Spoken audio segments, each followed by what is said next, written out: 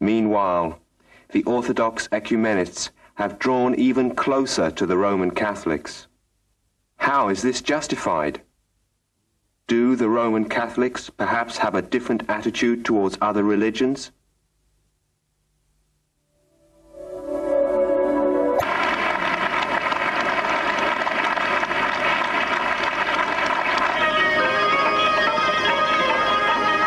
It is clear then that Roman Catholicism, by means of a cultural theology, has accepted a new, refined syncretism.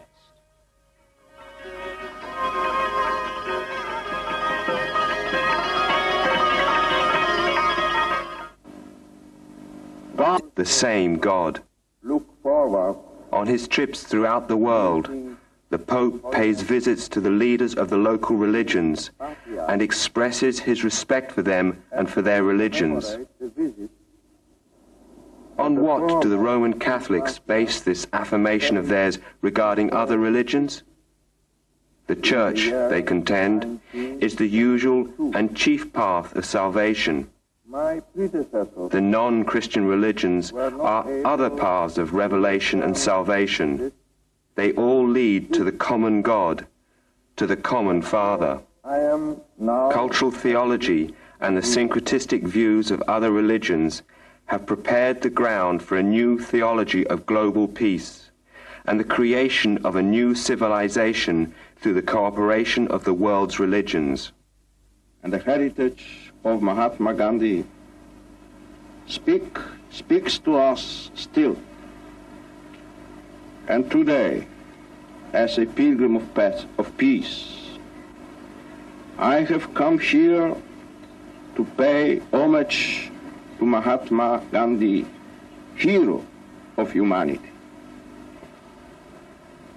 Mahatma Gandhi thought that if all men and women, whatever... The openness of the Vatican to other religions for mutual knowledge and mutual enrichment is being steadily expanded. Pope John Paul and the Dalai Lama. Although this is, I think... Rapprochement and the exchange of gifts and ideas are the first stage. Precise translation. What is the next stage?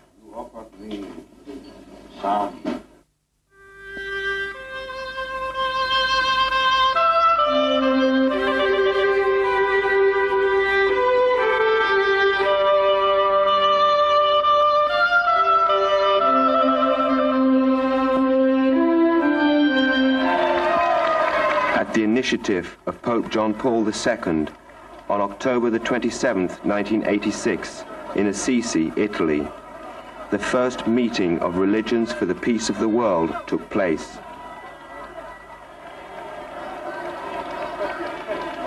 "150 representatives from 12 religions took part.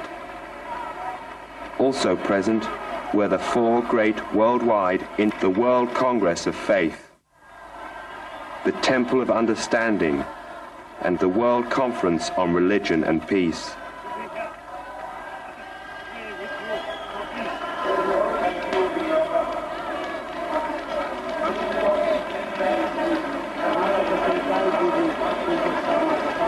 Present were Buddhists, Muslims, Aboriginals from Africa and America, Zoroastrians, Sikhs, Hindus, and Shintoists.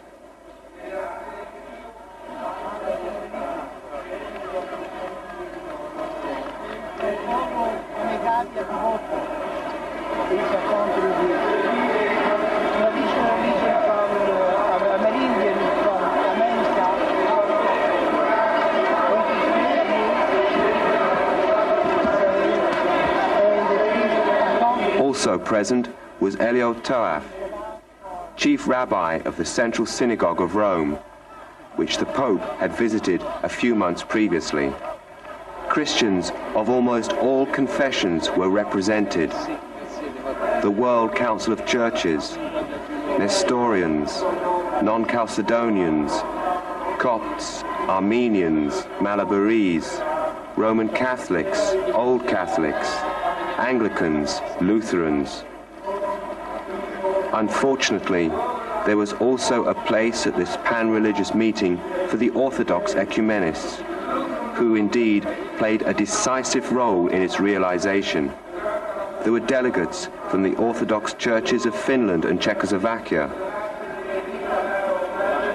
the Patriarchate of Bulgaria,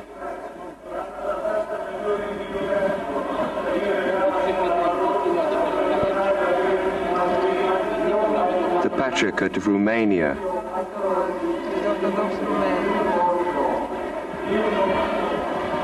the Patriarchate of Georgia,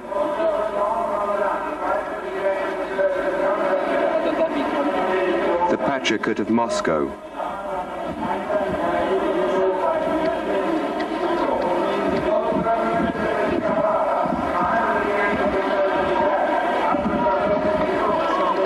and the Patriarchate of Antioch.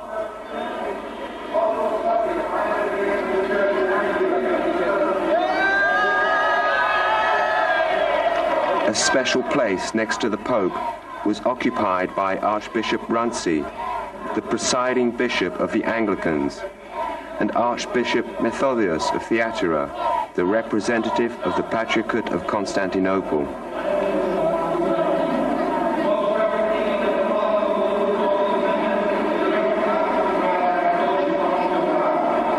The churches of Alexandria and Jerusalem declared their spiritual assent with messages.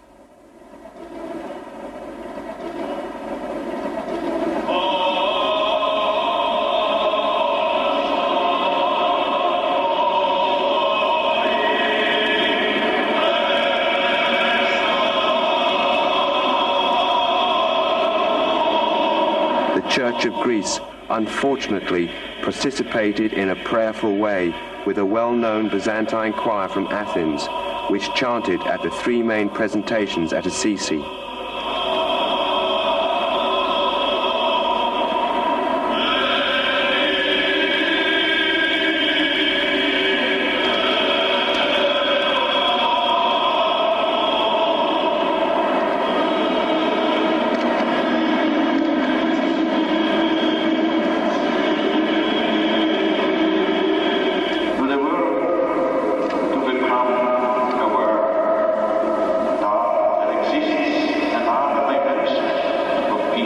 Was the only speaker.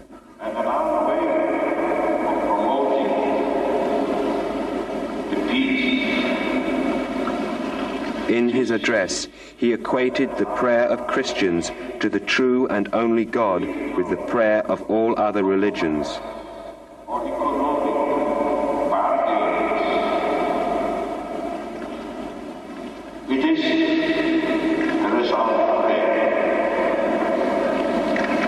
Peace, he emphasized, is a fruit of prayer, which in the various religions expresses a relationship with a supreme power.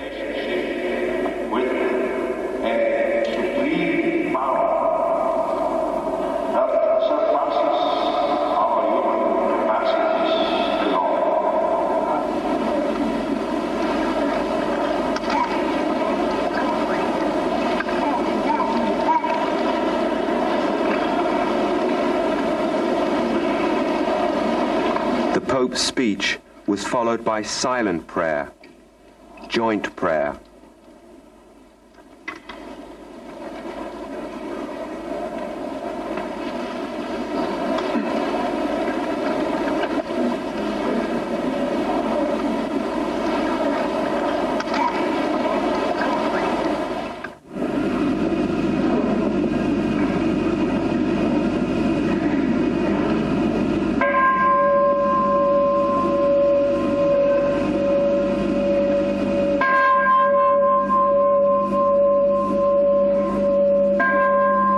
Those of other religions were assigned Christian churches to perform their worship services and to pray for peace.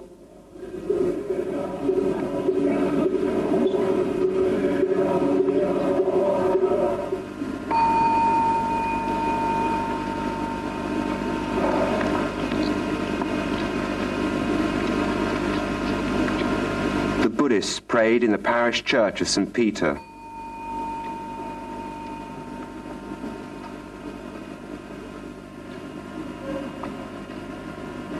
They placed a small statue of Buddha on the altar.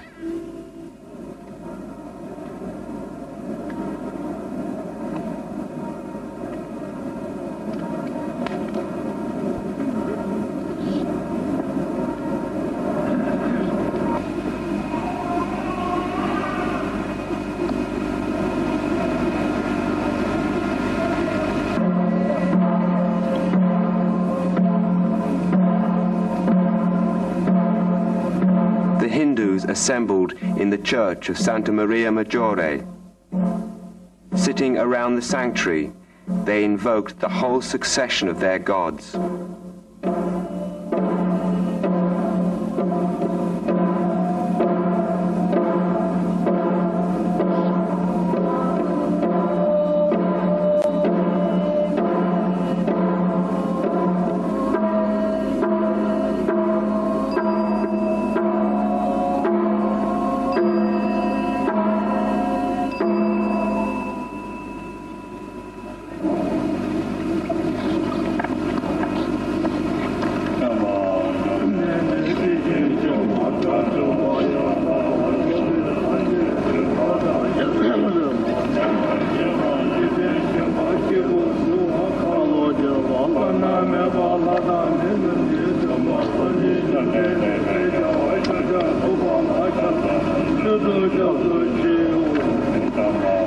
The Muslims gathered in the monastery of St. Anthony. The Aboriginals of Africa prayed in the church of St. Gregory and prepared their peace pipes inside the sanctuary. The Shintoists were assigned to the Benedictine monastery.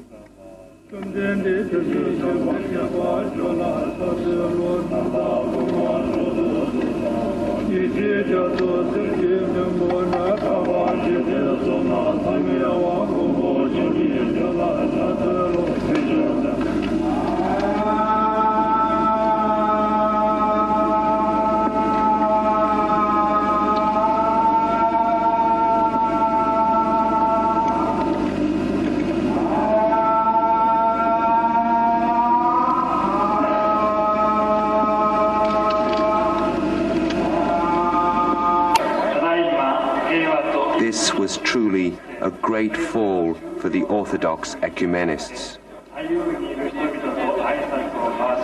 But unfortunately, it was not the last. Within a year, in December of 1987, Patriarch Demetrius prayed at the Vatican in a fully official way with Pope John Paul II, the instigator and leader of the Babylon of Assisi.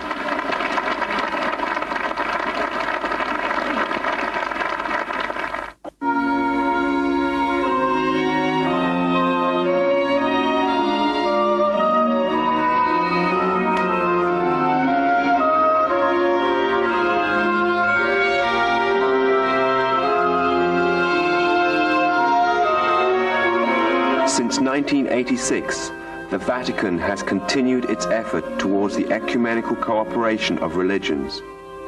Every year, the Roman Catholics organize a similar interreligious meeting in different cities in Europe. In Rome in 1987 and 1988. In Warsaw in 1989. In Bari in 1990. And in Malta in 1991.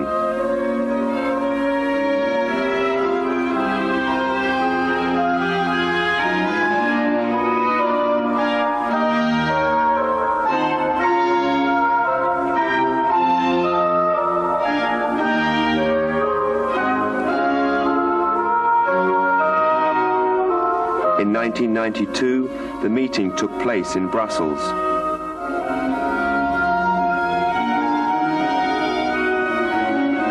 Unfortunately, the presence of Orthodox ecumenists is always strongly evident.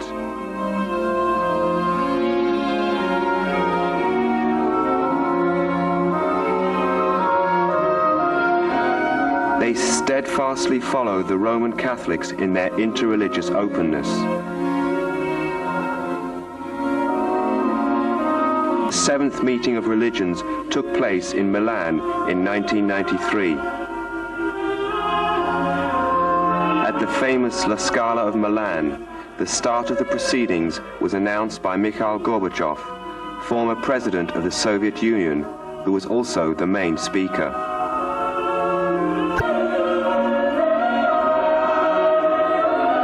In 1994, the eighth meeting was held, again in Assisi.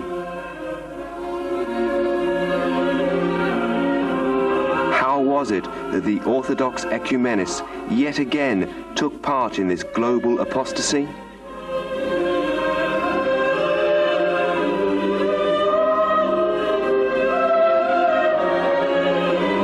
How could they place our holy faith on the same level as heresies and the other religions of the world?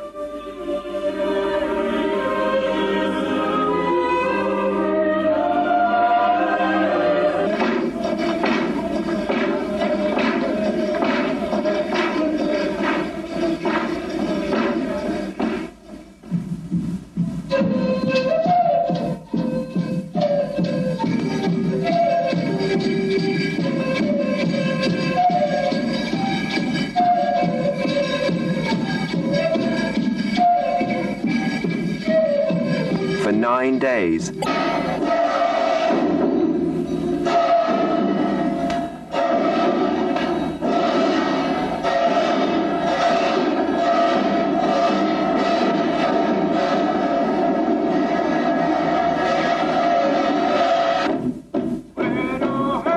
Roman Catholics contributed to the organization of the Parliament. Friends and representatives of many nations, many communities, and especially many The faiths. Vatican participated in a very official way. The secretary of the Pontifical Institute for Interreligious Dialogue was present, as was the Archbishop of Chicago, Joseph Bernardin. My dear friends, all of us who are here this afternoon truly believe that in our increasingly interdependent, limited, and divided world, there is a hunger for and a growing confidence in the wisdom and power of the transcendent.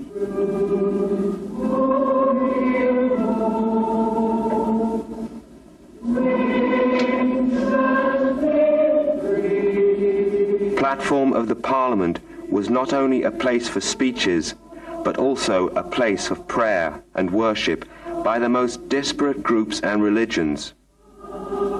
Present were Unitarians,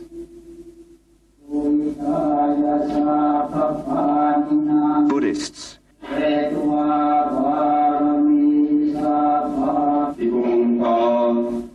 Sikhs,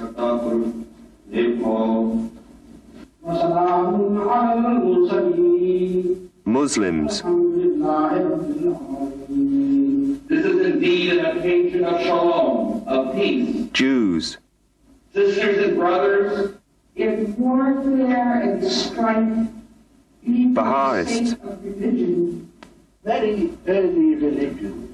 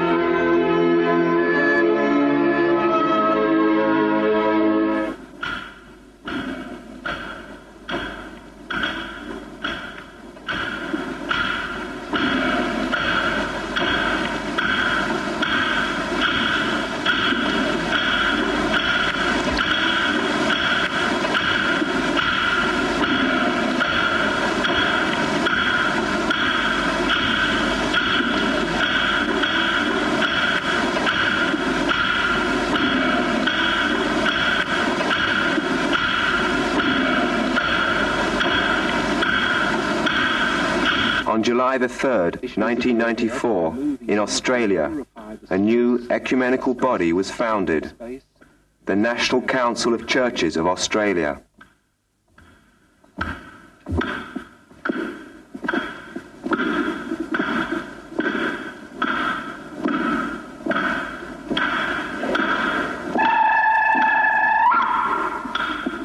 In the Roman Catholic Cathedral of St. Christopher, a special service was held for the establishment of this body. At the present moment, it's a rite of purification. The eucalypt purifies the atmosphere. The service began with the Aboriginals in a pagan ceremony of purification in the sanctuary. Source of comfort and warmth. Was this simply a folkloric display? Holy water, I guess.